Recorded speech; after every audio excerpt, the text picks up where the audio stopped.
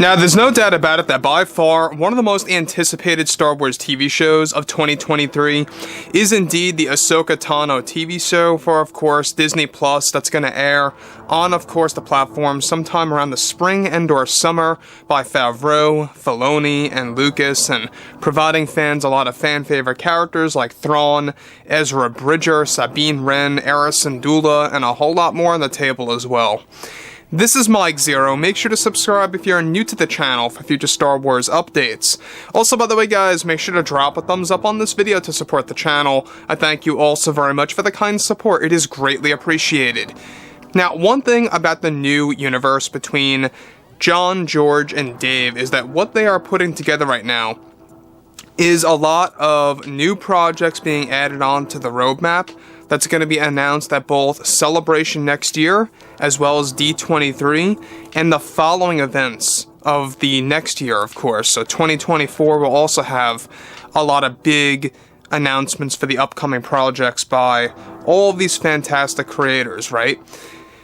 Now, with that being said, there is one project in particular that Favreau has all of his eyes set on, and it's said to actually be basically his new version of Rangers of the New Republic, to do something truly spectacular, to pay tribute to the original trilogy, and to also do something very specific with George Lucas. Now, on top of this, alright, what's even all the more exciting has a lot to do with the fact of what Favreau and Lucas are planning to do with a new Star Wars TV show that's currently dubbed simply as Project Bluepoint. Now, we talked about this briefly about a couple of months ago, about how Project Bluepoint is going to be a series that's going to be treated as a one-off show that's going to focus on the events of the original trilogy. So let's tap right into this. Now, with that being said and all, with Favreau and Filoni getting ready to do some pretty substantial things to the Star Wars franchise, they have been focused on their new projects that are set to provide fans a unique experience like never before. However, one thing that Favreau is planning to do is by refilming the original trilogy's best moments for a new live-action series that is currently dubbed as Star Wars Project Bluepoint. Now, Bluepoint is set to focus on the events during the Battle of Yavin and the Battle of Endor, and it's going to change different angles of the Star Wars franchise that will showcase more moments for Darth Vader, Palpatine, and more. So let me just pause right here for a second. Now, I know some fans out there are going to be very, protective about this and saying nothing about the original trilogy should be changed, and I feel the same way. I get that and all. But what they are about to do is that they're about to give us modern versions of the Battle of Yavin and the Battle of Endor, and it's going to be something truly unique and amazing.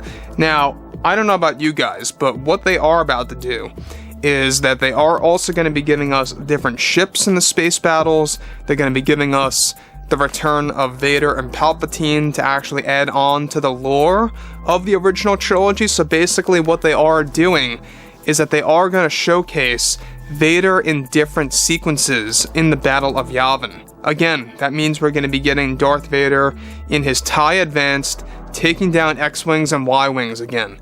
And we're going to be seeing that in a different way. Not that the lore is necessarily being changed, but it's going to be all modern and very high budget. So this, I think, is something that is going to really, gravitate toward fans that always wondered what the original trilogy would look like if it got modernized. Now, this, of course, brings us to the next scenario.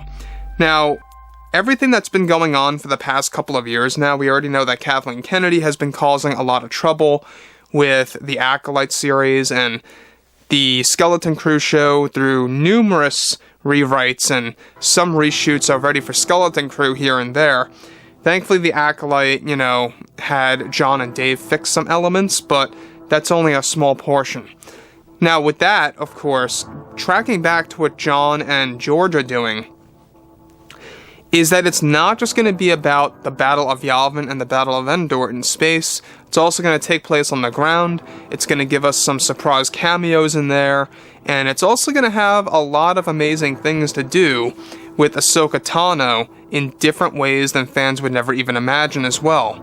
And we'll talk about that in a second. Now, on top of all of this, alright, as well, of course, as refilming both the Death Star battles between the Rebellion and the Empire, this is something that has been approved by George Lucas himself, and that Lucas will be involved as well with refilming the Death Star battles.